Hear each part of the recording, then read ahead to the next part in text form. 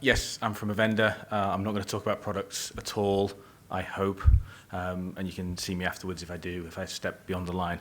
But what I am going to talk about is an attack vector. I'm going to talk about DNS as an attack vector. I'm going to talk about how bad guys are using DNS, how and why, actually I'll tell you what I'm talking about, how and why existing security technology isn't really stopping it, and what you should do. I'm going to talk about what you should do in two terms. One, I'm going to talk in general principles. You should do this. Generally, go away, think about this. I'm going to ask you to do something today or tomorrow as well to get your investment out of the session. Why are people attacking DNS? Well, the first thing just to acknowledge is all of your organization's investment in networking and technology and applications. If DNS is compromised, all of that investment is wasted. DNS is a very high value target. So if I'm a bad guy, high value targets, they're important. From a technology perspective, the protocol was developed in the 1980s. It was developed in a more innocent time when the internet was full of people who not only trusted each other, they knew each other. At one point, the problem DNS solved was the fact that all of the nodes on the internet were in a list. And at some point, people decided that doesn't scale. Well, those lovely academics knew and trusted one another, and they built this protocol that worked for what it does, which is resolving names to IP addresses and moving things around, but they didn't consider security or exploit potential in there at all. And over the last 35 years, while the protocol's gained acceptance, the internet's taken off, nobody's really come back and looked at that. Okay, that's not a problem. So I'm a bad guy, high value target, no inherent security, looking attractive. But I shouldn't worry because there's a whole security industry. So they must have solved this problem, mustn't they? No. So existing security technology, I'm going to claim, doesn't really do a job of defending against the kinds of attacks that people are launching against DNS. This is a subset of the things that if you're running a DNS infrastructure, you should worry about. And when I say if you're running a DNS infrastructure, I mean if you're running a network. And the list goes on and on. I'm going to talk about one thing. I could talk, and people who hear me do tell me I do, at length until people fall asleep about the entirety of the things you should worry about. But today I'm just going to talk about how data can leave an organization or actually be injected into an organization through DNS, subverting all of your perimeter security. So before I do that, it depends on your mindset. Not everybody agrees with this right now. And certainly when this idea was first posited, I think I first heard the idea about 98, 99, when I was actually running a network and someone said, we shouldn't bother with perimeter security. You should just assume as if your perimeter is going to get breached. And a sort of variation of defense in depth, but you shouldn't trust hosts inside your network, all that. In the late 90s, I went, yeah, right. But it appears that's what's happening now. So Cisco security report from last year said every enterprise network they looked at had bad software, malware, bad traffic on it. And that's their top customers, the people who've got big security budgets and large enterprise networks that are very high value to them. And everyone appears to have this problem. So the question to ask yourself isn't how do I stop bad stuff getting in, it's what's it doing and how do I stop my valuable information getting out. So actually, I'm going to skip over this. I assume everybody knows what malware is and has heard of CryptoLocker. It's the right room for that, so I won't labor that point. I'll talk about tunneling. Now, I need to see how this works. On the diagram here where I've got my brick wall, that doesn't just represent a firewall. That represents all of my layers of perimeter security. So just think about this for a second. I've got a firewall. I've got my intrusion detection. I've got application proxies. I've got web filtering. I've got mail filtering. I've got probably a couple of other layers in there. So I've probably got my sandboxing type technology, checking stuff coming in, unrolling it, all these various bits and bobs.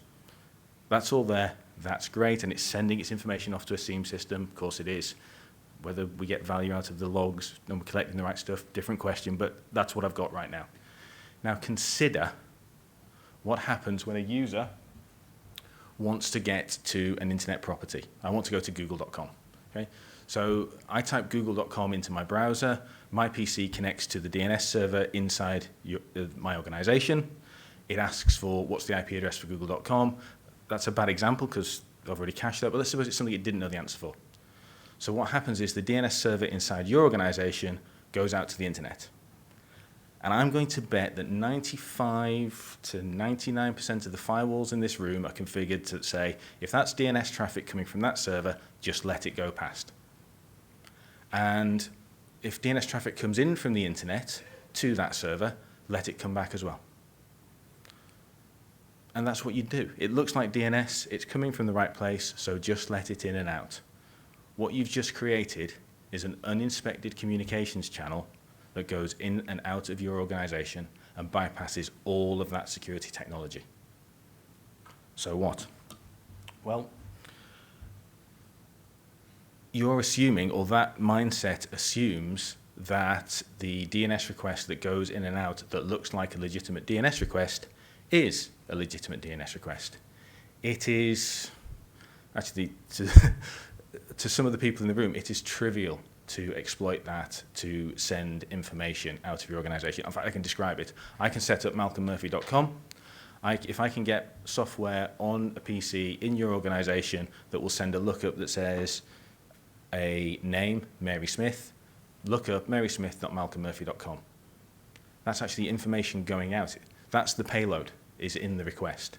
The answer coming back doesn't matter. The next request that comes out is her date of birth. .malcolmmurphy.com, and my server out on the internet is just snaffling that information. And your SIEM system, all of those logs, all of that perimeter security, waves it by, wishes it a very happy trip, and does not look at it. Which is why DNS is the second most popular attack vector right now on the web on the internet after web traffic. So what do you do? I'm going to claim that you can't fix this with perimeter security. I'm going to claim that the right way to do this is to apply security at that DNS server layer inside your organization. Now, to Stu's point from earlier, actually, I'll take slight issue. You do need whitelists and blacklists, but that's not the entirety of what you need. So you need a dynamic, updated reputational feed, because there is a known list of bad places on the internet. There is a known list of command and control centers for malware. Again, that's not enough. What you then need, and you're absolutely right, you need algorithmic detection of anomalous traffic patterns. So I'll take a step forward. The example I gave where I was exfiltrating Mary Smith's credit card information, if I want a bigger payload than that, what I'll do is I'll base 64 encode a binary file, and I'll send that out over hundreds of thousands of DNS requests. Well, they don't look like DNS requests. DNS is meant to be human readable. So a stream of base 64 encoded stuff looks like gobbledygook. So I can do lexical analysis on a sequence of traffic going out of my organization and go, I have a high confidence that this is bad. The best place in your network to detect that is your DNS server. The idea being, you can differentiate between good traffic that you want to let go out and bad traffic that you want to inspect, and you want to combine that with proper management information. So again, to the point from earlier, all of these disparate systems sending stuff to your SIEM system that you need to reconcile, well, we've got a challenge with managing that data. I think everybody who's looking at SIEM and says, how do I reconcile this stuff? And people are getting PhDs for not solving that problem right now. But look at your DNS information. That's actually a very, very rich, untapped seam of information about the usage of your network right now. And again, I would, with a very high degree of confidence, say that 90+% of the organizations in this room, or organizations represented in this room, are not looking at it. You don't know. And if I'm wrong and you're going to put your hand up and say, yes, we are looking and we know this, then you'll be able to tell me that you found stuff you weren't expecting. Okay, so everyone scared now? I'm going to tell you what you should do. And there's two things, really. I urge you all, when you go back to the office tomorrow, ask the question, have we looked at this? What are we doing about considering this point as, instead of being a security vulnerability on our network, can we turn it into a security asset? Go and kick off that conversation. I don't care who you kick it up. You come talk to us if you want, we will help, but actually just look at it, look at the infrastructure. If you want to come and talk to us, we'll do something very specific for you. We will look at your DNS traffic and we will tell you if those kinds of patterns are there. We will tell you if, from the traffic that we can see that you can share with us, if you're being exploited. As an organization, we've done about 750, a little bit north of 750 of these in the last 9 to 12 months worldwide. Fewer than 5 times have we found nothing. Let that sink in. So what's going to happen if you let us look at your traffic? The best thing that's going to happen is, I'm wrong, my claim is invalid. You've got documented proof that says we are not vulnerable to this. Well, actually, that puts you in a better position than you are today, where you don't know.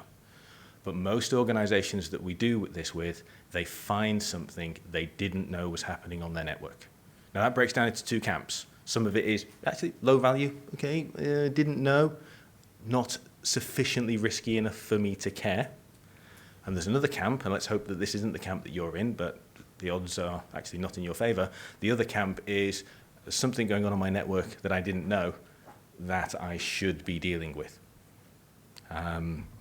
So you may choose that you don't want to know, and I can't help you with that, but if you do want to know, come talk to us. Thank you very much.